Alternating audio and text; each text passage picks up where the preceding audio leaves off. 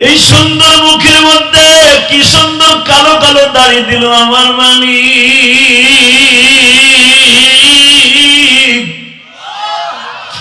এই দাড়িগুলো কখন কোন সময় আবার লাল হয়ে গেল, সাদা হয়ে গেল, নিজেও জানি না। রাত্রে ঘুমায় আসি, সকালবেলা দেখি দাড়ি একটা পাকা। এক সপ্তাহ যাইতে না যাইতে দেখি ৫টা ৬টা দাড়ি পাকা।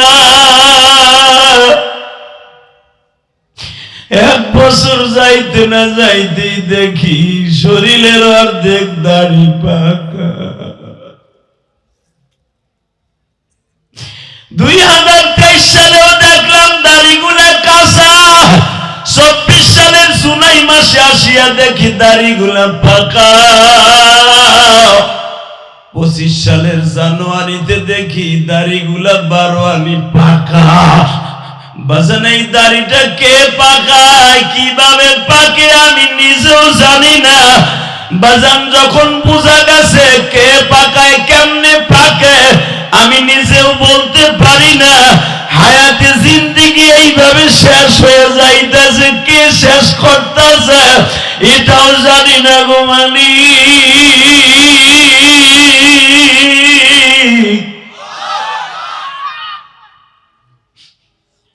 আল্লাহ আল্লাহ, জোরকান মারহাবা।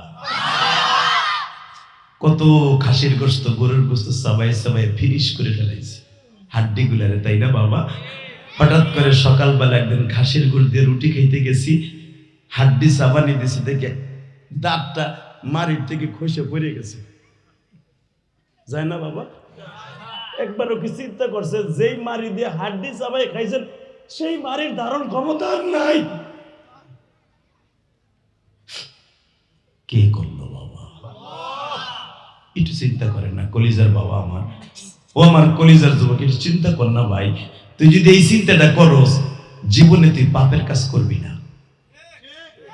ঠিক না বেটি? জোরে কর।